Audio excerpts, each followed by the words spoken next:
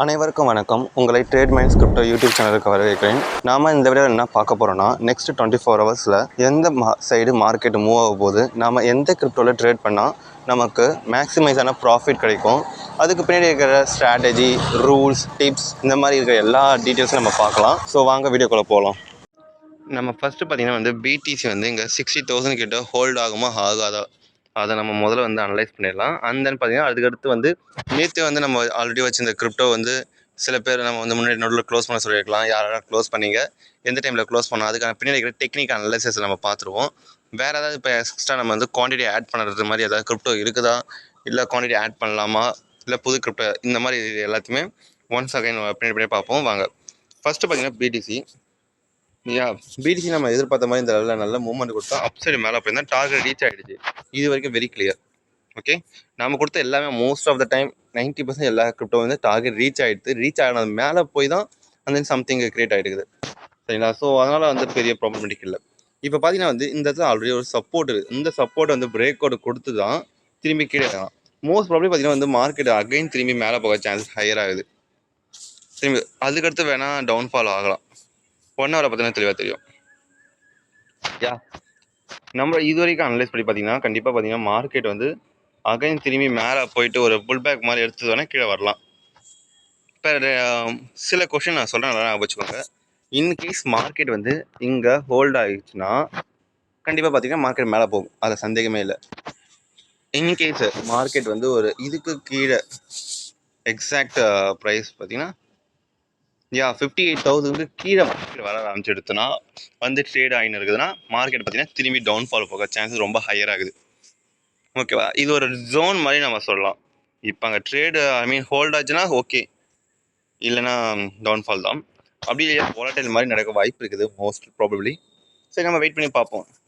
எதுக்காக இந்த ஜோன் நான் சொல்லிக்கிறேன்னா, இங்கே பாருங்களா, தொடர்ந்து ஆல்மோஸ்ட் 4 டைம் கன்சிக்யூட்டிவாக ரெட் கேண்டலில் கிரியேட் ஆகிருக்குது. ஸோ அதனால தான் சொல்கிறேன், மோஸ்ட்லி அப்சைட் போக சான்சஸ் ஒரு 70% இருக்குது.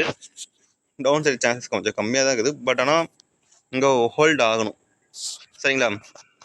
இப்போதைக்கு கரண்ட் சினாரியோ பார்த்தீங்கன்னா மார்க்கெட்டை நம்ம அப்சைடு போகுமா போகாதா, இல்லை வாலடைல் ஆகுமா ஆகாதா, இந்த மாதிரி டைமிங் இருக்கும்போது நம்ம பிடிசியில் நம்ம ட்ரேடே பண்ண வேணாம். இந்த டைமில் தான் எட்ஜிங் ஸ்ட்ராட்டஜி யூஸ் பண்ணணும். நம்மளோட எட்ஜிங் ஸ்ட்ராட்டஜி பார்த்தீங்கன்னா ஒரே இதில் பை அண்ட் செல் அப்படி கிடையாது. பையிலையும் கொஞ்சம் சில கிரிப்டோஸ் வாங்கி வச்சுக்கணும், செல்லிங்லையும் கிரிப்டோ காயின்ஸ் வாங்கி வச்சுருக்கணும். அதுக்கேற்ற மாதிரி நம்ம அடுத்து வாங்க பார்ப்போம். இல்லை நம்ம டெலிகிராம் சேனல் ஜாயின் பண்ணிக்கோங்க. இன்கேஸ் திரும்பி நம்ம மார்க்கெட் பார்க்கும்போது எந்த கிரிப்டோஸ் ஏதாவது நல்லா கரெக்டாக இருந்துச்சுன்னா நாம் அந்த கிரிப்டோ நம்ம ப்ரிஸ்கிரைப் பண்ணி விட்ருவோம். சரிங்களா? எத்தீரியம் பார்த்தீங்கன்னா எத்தீரியம் தெளிவாக இருக்குது. இங்கே பார்த்தீங்கன்னா ஒரு எம் பேட்டர்ன் கிரியேட் பண்ணி தான் டவுன்ஃபால் ஆகலாம். ஸோ எத்தீரியம் அந்தளவுக்கு ப்ராப்ளமேட்டிக் இல்லை. மோஸ்ட் ப்ராப்ளி எத்தீரியம் அப்படியே பொறுமையாக வந்தால் கூட இவ்வளோ தூரம் வரலாம். இப்போதைக்கு கண்டிஷன் பார்த்தீங்கன்னா எத்தீரியம் கரண்ட் கிளியர் ஸ்ட்ரக்சர் எதுவும் சொல்லலை, செல்லிங் தான் இருக்கிறான். ஸோ அதனால் வெயிட் பண்ணுவோம். சொல்லானா டவுன்ஃபால் தாங்க. ஏன் அப்படி சொல்கிறேன்னா, இங்கே பாருங்க, இங்கே 1 ஹவரில் பர்ஃபெக்டாக டவுன் ட்ரெண்ட் பிரேக் அவுட் கொடுத்தது. கண்டிப்பாக கீழே வரும். 150 கண்டிப்பாக வரும், அதில் எந்த சந்தேகமும் இல்லை. சரிங்களா? 150 எக்ஸாக்ட் ப்ரைஸ் பார்த்தீங்கன்னா 150 இந்த மாதிரி அங்கே எல்லாம் சப்போர்ட்டோ ஏதாவது கரெக்டான இப்போ மெஷர்மெண்ட் கிடைச்சதுன்னா மேலே போக வாய்ப்பு இருக்குது.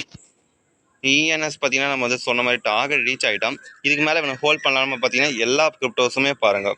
ஒன்ஸ் அகைன் நம்ம ஜஸ்ட் இதை பார்த்துருவோம். ஸ்பெட்லாம் பார்த்தீங்கன்னா மார்க்கெட்டை இந்த மாதிரி இருக்குது. அகைன் இதுக்கு கீழே ட்ரேட் ஆகிட்டு டவுன் ஆச்சுன்னா மார்க்கெட் அகைன் இதோட டிப்பு மூவ்மெண்ட் ஆகுது, திரும்பி அகைன் வர வாய்ப்பு நிறையாவே இருக்குது. ஸ்பெட் நம்ம அப்போ செல்லிங் பண்ணலாம். ஓகேவா? சொன்ன டைம் பார்த்தீங்கன்னா ஸ்பெட் அப்போ மட்டும்தான் நம்ம செல்லிங் பண்ணணும். ஜெக்ஸ் பார்த்தீங்கன்னா நீங்கள் ஹோல்ட் பண்ணுங்கள், மோஸ்ட்லி வேணாம், நீங்கள் எதுவுமே பண்ணணும், ஜெக்ஸை ஹோல்ட் பண்ணியே வைங்க. ஏன்னா அது லாங் டேர்ம்ன்ற மாதிரி பார்ப்போம். இங்கே பேட்டர்ன் கிரியேட் ஆச்சுன்னா நான் செல் பண்ணலாமா அப்படின்ற மாதிரி பார்க்கலாம். டிஒய்எம் நீங்கள் க்ளோஸ் பண்ணிவிடுங்க. ஏன்னா மார்க்கெட் இங்கே பேட்டர்ன் கிரியேட் ஆகிடுச்சு. டிஒய்எம் க்ளோஸ் பண்ணிடலாம். ஹச்என்டி நமக்கான டார்கெட் ரீச் ஆகிடுது, அதனால் எந்த ப்ராப்ளமேட்டிக்கும் இல்லை. பட் ஆனால் 4 ஹவர்ஸில் பார்த்தீங்கன்னா அந்தளவுக்கு இல்லை, பர்ஃபெக்டான பேட்டர்னில் கிரியேட் ஆகல. முடிஞ்சால் வேணால் க்ளோஸ் பண்ணிக்கலாம். டார்கெட் ரீச் ஆகிடுச்சு, அதுக்கு மேலே என்ன இல்லை. பீப்பிள் யூஎஸ்டிடி நாம் எதிர்பார்த்தது என்ன, இவ்வளோ தூரம் வரைக்கும் போக வாய்ப்பு இருக்குது. வெயிட் பண்ணி தான் பார்க்கணும். ஏன்னா சின்ன ஒரு சைட் வேஸில் மாதிரி இப்படி போக வாய்ப்பு இருக்குது. பீப்பிள் யூஎஸ்டிக்கு நம்ம அப்படி பார்க்கலாம். இங்கே பார்த்தீங்கன்னா இங்கே ஒரு ட்ரெண்ட் லைன் மாதிரி, இது எப்படி நம்ம ரீட் பண்ணலாம்னா இங்கே பாருங்கள், இந்த மாதிரி ஷோல்டர் பிரேக் அவுட் ஆச்சா. ஸோ இந்த மாதிரி டவுன்ஃபால் ஆகிட்டு திரும்பி வாங்கின ப்ரைஸ் கிட்டே வரலாம். அது எப்போனா இருக்கிற இந்த லெவலை வந்து பிரேக் டவுன் கொடுத்துட்டு கீழே வந்துச்சு, நம்ம சொல்கிற பேட்டர்ன் அப்படி கீழே இறங்கும். மோஸ்ட்லி அது செல்லிங் வர்ற மாதிரி தான் இருக்குது. எல்லாமே பார்த்தீங்கன்னா 1 ஹவரில் பார்த்தீங்கன்னா செல்லிங்கிற மாதிரி தான் இருக்குது. ஸோ அதனால் பார்த்தீங்கன்னா மார்க்கெட் வந்து திரும்பி ஒரு வகை டவுன்ஃபால் மாதிரி வர வாய்ப்பு இருக்குது. ஐடியாக்ஸு செல்லிங்கிற மாதிரி தான் இருக்குது. ஏபிஐ 3 இங்கே தெளிவாக இருக்குது. 4 ஹவர்ஸில் வந்து செல்லிங் பேட்டர்ன் கிரியேட் ஆகிடுச்சு. ஐடியூ என்ன இருக்குது, எஸ்எல்பி. இன்றைக்கி மார்க்கெட் வந்து நம்ம வந்து புதுசாக சிக்னல்ஸ் வந்து இப்போ நம்ம கொடுக்கணும்னு பார்த்தீங்கன்னா நம்ம டெலகிராமில் கொடுக்க தான் பெட்டராக இருக்கும். ஆனால் பின்னாடி அன்லைக் டேஸ் நம்ம கொடுத்துருவோம், அது ப்ராப்ளம் தெரியல.